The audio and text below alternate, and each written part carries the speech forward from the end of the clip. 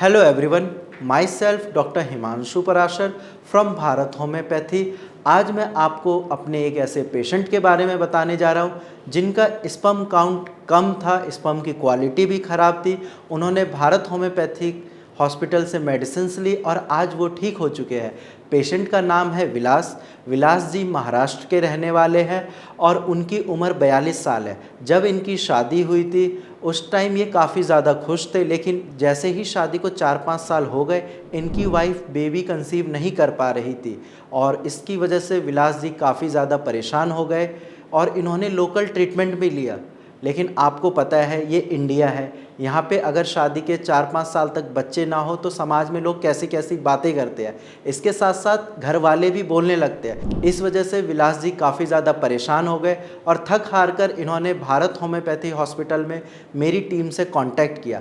जब इन्होंने जनवरी में हमसे कांटेक्ट किया उस टाइम इन्होंने अपनी सारी प्रॉब्लम बताई। मेरी टीम ने इनका प्रॉपर केस टेकिंग भी किया और इसके बाद इनको सजेस्ट किया कि आप एक सीमेन एनालिसिस की रिपोर्ट करा लीजिए। जैसा कि आप देख सकते हैं 27 जनवरी 2024 की रिपोर्ट, विलास जी का स्पर्म काउंट 55 मिलियन था और इनके स्पर्म की मोटिलिटी 20% थी और साथ में इमोटाइल स्पर्म जो थे, यानी कि जो स्पर्म बिल्कुल मूव नहीं कर रहे, वो 80% थे। हेल्दी स्पर्म सिर्फ 20% थे। इसके साथ साथ आप रिपोर्ट में ये भी देख सकते हैं जो नॉर्मल फॉर्म है स्पर्म की वो 10% है और एबनॉर्मल फॉर्म जो है यानी कि जो बेकार स्पर्म है वो 90% है। साथ में इनके स्पर्म में WBC यानी कि वाइट ब्लड सेल्स भी प्रेजेंट है, यानी कि इनका स्पर्म हल्का सा इन्फेक्टेड भी है। इनकी ये रिपोर्ट देखने के बाद मैंने इनको मेडिसिन प्रिस्क्राइब करी जो कि इनके सिम्टम्स के अकॉर्डिंग, इनकी रिपोर्ट के अकॉर्डिंग थी और साथ में इनको डाइट चार्ट भी प्रोवाइड किया।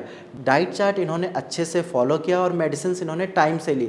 50-60 दिन तक मेडिसिन लेने के बाद ये एक दिन खुद ही मुझे बोलते हैं कि सर अब मुझे फील हो रहा है कि मेरी स्पर्म की क्वालिटी इम्प्रूव हो रही है। मैंने पूछा कि वो कैसे?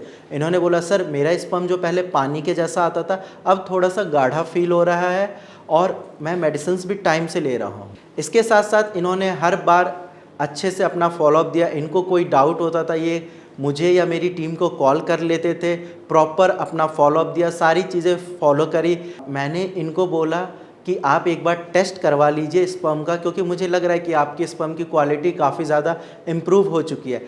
इन्होंने 9 अप्रैल 2024 को अपना स्पर्म टेस्ट कराया। जैसा कि आप रिपोर्ट में देख सकते हैं इनका स्पर्म काउंट 71 मिलियन आ गया जो कि पहले 55 मिलियन था, यानी कि इनका स्पर्म काउंट 16 मिलियन से बढ़ गया। इसके साथ साथ इनके स्पर्म की मोटिलिटी भी काफ़ी ज़्यादा इम्प्रूव हुई है जो कि पहले 20% थी अब 30% हो गई। और जैसा कि आप देख सकते हैं इनका जो एबनॉर्मल स्पर्म पहले 90% था अब सिर्फ वो 15% बचा है और जो नॉर्मल स्पर्म है जो कि पहले इनका 10% था वो अब 85% हो गया, यानी कि 85% इनके स्पर्म अब नॉर्मल फॉर्म में है। इनका स्पर्म काउंट बढ़ गया 16 मिलियन, साथ में इनके स्पर्म की मोटिलिटी भी बढ़ गई और WBC सेल्स भी नहीं है। 1 से 2 महीने मेडिसिन खा के इनका स्पर्म काउंट बिल्कुल नॉर्मल हो जाएगा और इनकी वाइफ ईजिली बेबी कंसीव कर लेगी।